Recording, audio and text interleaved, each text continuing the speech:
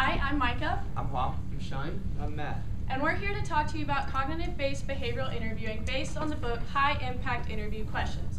Now, as college students getting closer and closer to graduation and many more interviews, you may be wondering if there's anything other than that boring traditional style of interview that you've been trained to answer. And the answer is yes. Cognitive-based behavioral interviewing is much more related to our job performance, which is why several companies are now using this process. So we want to make you aware of what it is, what it involves, and what to expect. As you all know, a traditional interview would go something like this. Hi, you're Shine. Yes. How's your day? It's good. Okay, Shine. How would you describe yourself as a person? I'm a person with great leadership qualities. I'm a team player. I get things done, and I can work with almost anyone. Okay. What would you do if someone higher up in your company asked you to do something unethical? I couldn't do anything to compromise the integrity of my company. If you would be a flower, which flower would you be and why? I think I'll be a sunflower because I always shine. As you can see, people like traditional interviewing because it's something that we're comfortable with. We can ask a lot of questions in a short time period, and we can also see facial reactions and whether or not a person is fit for our company. However, as interviewees, we need to forget everything we know about traditional interviewing. Companies do not favor this style because, one, sometimes the questions are irrelevant. As we saw in the question about the flower, what does Shine's answer have anything to do with his job performance? Secondly, we know the right answers. We've all been trained to say just the right thing to get the job. As many of our peers have said, we're all just putting on an act to be the perfect candidate. Thirdly, the questions are based on the assumption that we are telling the truth. As we see in the unethical behavior question, we assume that Shine would do what he said.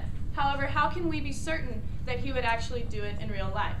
And lastly, the questions are not uniform, meaning that we are not always asked the same questions as candidates. So therefore, we are not put on the same scale. This brings us to our next point, which is things need to be measured. So in the business world, pretty much everything is measured, right, down to the last cent. So why wouldn't you measure interviewing also, right? So you might look at our group and you can see the types of questions that were asked. You really couldn't differentiate two really good candidates if they both gave really good answers. You wouldn't be able to tell the difference. Who did a better job, right? So the question becomes, how do you quantify interviewing processes? Well, the answer is cognitive-based behavioral interviewing, or CBBI.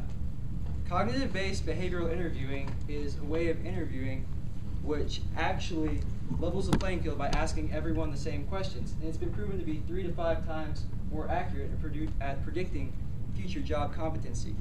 CBBI, because it's really scripted, actually allows them to ask the same questions, like I said, and because of this, it's a lot less likely that they're going to ask you an illegal question. So other groups have already talked about this, but there are a few things that you're really not allowed to get into in interviews. Like they can't talk about your race, your nationality, your marital status, things like that. And if they do, the company can be held legally liable. But the good thing about CBBI is it's very legally defensible, which means that if they don't specifically say something that's sexual harassment or ask you one of those few things, don't go sue the company because you're probably going to lose and it's going to be bad for everybody. You're going to waste more money than you end up making out of it. So that brings us to our next point, which is you might be saying, well, you could ask regular interviewing questions too, right? You could just ask the same regular interviewing questions. How is CBBI any different? Well, CBBI is different because it focuses on past experiences and competencies. And when I say it focuses on past experiences, I mean that a CBBI interview question will say something like, tell me about a time when you had to deal with pressure. Where a regular interview question will say, how do you deal with pressure? And anybody can pretty much go on Google and look up how to deal with pressure, right? But it's a little bit more difficult when you have to go and talk about a time when you actually had to deal with pressure. So before you go into this interview, you're really going to want to have like a bank of things in your head that you've experiences where you've been, where you really shined, and you did a good job, right? So the next thing is CBBI focuses on competencies, which means somebody might say that you're a really good leader. But what does being a good leader actually mean? You know, being a good leader could mean you're good at communicating with people, or you're good at business writing, or you're good at taking criticism, all these different things, okay? CBBI, each one of those is a competency. So when you're in this interview, if you recognize it's a CBBI interview, you're really going to want to be very specific. Say, I am a good leader because of X, Y, and Z. This is what makes me special. You're going to have to be specific. A CBBI interview would look something like this. Shine, tell me about a time when someone came to you with a problem. What did you do? I was working on a team recently, and two of my team members could not get along, and I was able to actually help them solve their problems to reach a solution. Okay. Tell me about a time when you turned down a good job. I was offered a job at Apple Maps, but I turned it down a while ago.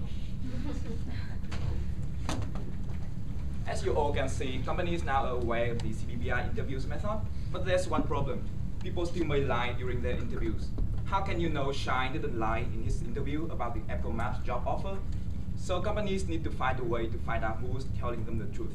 I can tell you that if using the lie detector machine is not illegal and unethical, some companies would use it. So I'll tell you the first method that companies now use to screen the candidate. That is the telephone interviews. This is short about 30 minutes interview score that they ask you the basic screening question. Keep in your mind that the purpose of this score is to eliminate candidates who look good on paper but don't have enough requirements for the job. So you have to do well in these telephone interviews before you have a chance to actual face-to-face meeting with them. The second method that companies now use is the probing questions. They use the probing question as the follow-up question during the actual face-to-face interview. So they basically ask you the same question, but in a different form.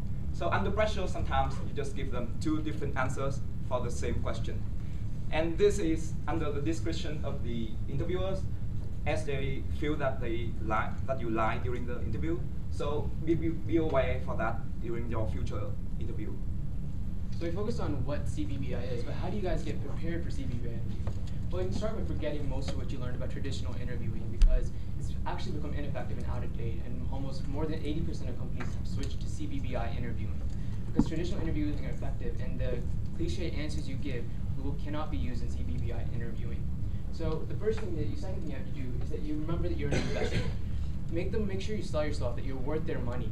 They're going to evaluate you through using CBBI on your experiences and what you're capable of, and so make yourself better than everyone else. Second, remember to reflect and keep track of your experiences before the interview. Remember certain scenarios where you're able to show like specific qualities such as leadership, problem-solving skills, so when they ask you these questions, you can give them specific scenarios. Remember to be aware of screening and probing questions. Screening and probing questions are normally used to find details, but they can also be used to make sure that you're actually telling the truth. So make sure you know how they're going to ask the questions and how they may reword the questions. And finally, remember to build your experiences and portfolio of experiences right now, because the experiences that you gain today can actually help you in CBBI interviewing in the future. Thanks. Do we have any questions?